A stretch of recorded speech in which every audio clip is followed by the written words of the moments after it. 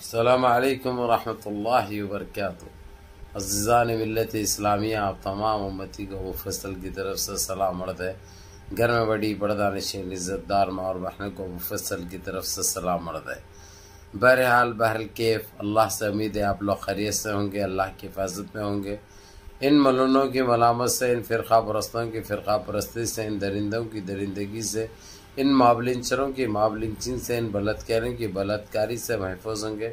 अल्लाह आप लोगों को अपने हफ्ज़ अमान में रखे, अल्लाह अपनी हिफाजत में रखे, अल्लाह हर आबा से हर शर से महफूज रखे।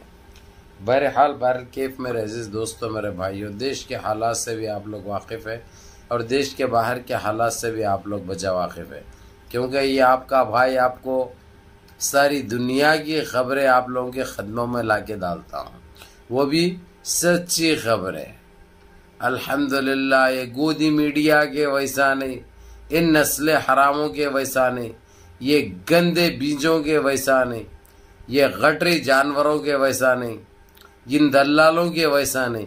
जो है हक़ है, जो है सच है, और बराबर बोलता रहूँगा। किसी के बाप से मैं रुकने वाला नहीं हूँ, जो हक़ बयान करते रहूँगा इंशाअल्लाह। बहरहाल मेरे अजीज़ दोस्तों, मेरे भाइयों, देश के बाहर का भी आप लोगों को मालूम है, जो इस तरीक़े से ईरान घपा घप दे रहा, अभी न फिर एक मरतबा नीच हरकत करने की कोशिश करे, क्योंकि वहाँ की अवाम इसराइल की रोडों पर निकल आई है, और बाज़ अवाम तो इसी निकल आई है, ईरान से माफ़ी भी चाह रहे हैं, नारे लगा रहे हैं, हमको माफ़ कर दो और हमारे ऊपर बमबारी मत करो। बल्कि इसराइल की अवाम नारे भी लगा रहे, अजीज़ी भी कर रही है, रो रही है, चिल्ला रही है। लेकिन दूसरी तरफ ईरान ये सुनने को तैयार नहीं है। ईरान बिल्कुल जड़ से ख़त्म करता हो रहा है इसराइल को। चलो इसके ऊपर तो फिर इंशाल्लाह बाद में बनी जाएगी वीडियो तफसील से।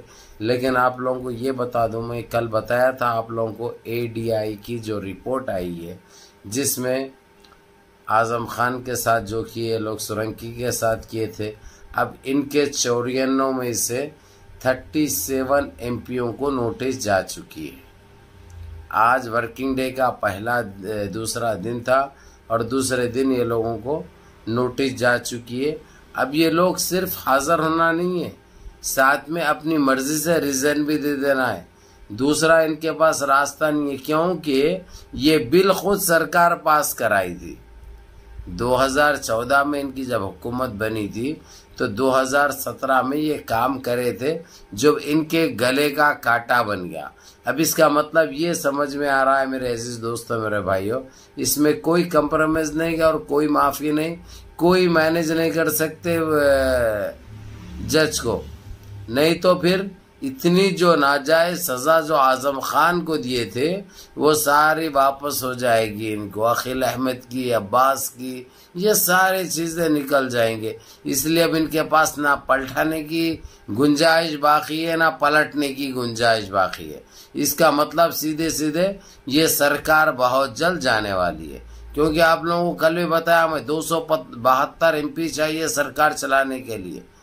272 MP चाहिए, जबकि ये 94 MP NDA के आतंकी निकले, बलात्कारी निकले, मोमलिंचर निकले, समझे। इनके ऊपर दुनिया के केसेस, किसी के ऊपर 23, किसी के ऊपर 27, और वो भी ऐसे केस हैं जो सुने तो काना भी जो है सब खून निकलना चालू हो जाएगा, आंखों में से पानी की जगह खून आएगा, वैसे केसेस है उनके ऊपर। तो इसलिए इनके पास ना बचने का कोई रास्ता है, ना कोई उम्मीद है। अब आप लोगों को आज की वीडियो का मतलब यही था मेरे अजीज दोस्तों, मेरे भाइयों। हालांकि कल तफसील में दे चुका हूं, उसके बावजूद आज रख रहा हूं जो 37 MPओं को जो नोटिस जा चुकी है, जिसमें से 13 मिनिस्टर्स है लोगों के, कैबिनेट के मेंबर नहीं, मिनिस्टर्स है, जिसके पास मिनिस्ट्री है। वैसे टोटल 28 ऐसे ये लोगों के मिनिस्टर्स है जिसके ऊपर केसा है। तो अभी अंदाजा आप लोग लगा सकते हैं, मैं बोलने की जरूरत नहीं है, घप बोल के लग गया। इसीलिए बोलते अल्लाह की लाठी में आवाज नहीं होती। इनके खुद के घर शीशे के रहते हुए ये लोग दूसरों के घरों पे फतरे मार रहे थे। अब शीशा भी फूट जाएगा, कांच भी फूट जाएगी, और वही कांच से ये लोग जख्मी होने का वक्त आ गया। अब इनके पास बचने बचाने की ना कोई गुंजाइश बाकी है, ना बचा सकते। तो आप लोगों को कल की वीडियो में तो सुने थे, और आज खुशियां और अल्लाह का शुक्र मनाने का दिन है और मिठाई तकसीम करने का दिन है। हमको वक्फ अमेंडमेंट बिल पर, हमको NRC CAA NPR के ऊपर, हमको GST के ऊपर, हमको नोटबंदी के ऊपर इतने गंदे और काले कानून नाखिस करे थे, जबकि अब इनका खुद जो है डब्बा गोल हो गया हुआ है, इनका खुद पीप का घड़ा, पाप का घड़ा भर के आ गया हुआ है, जिसमें से पीप निकल रहा और बदबू है। ये सब अल्लाह की तरफ से होता है। इसलिए बोलते कि जो कुछ भी है अल्लाह के सामने बिलबिलाओ, गिड़गिड़ाओ। अल्लाह गफूर रहीम है, बासित है, राशिद है, जब्बार है, गफ्फार है, सत्तार है।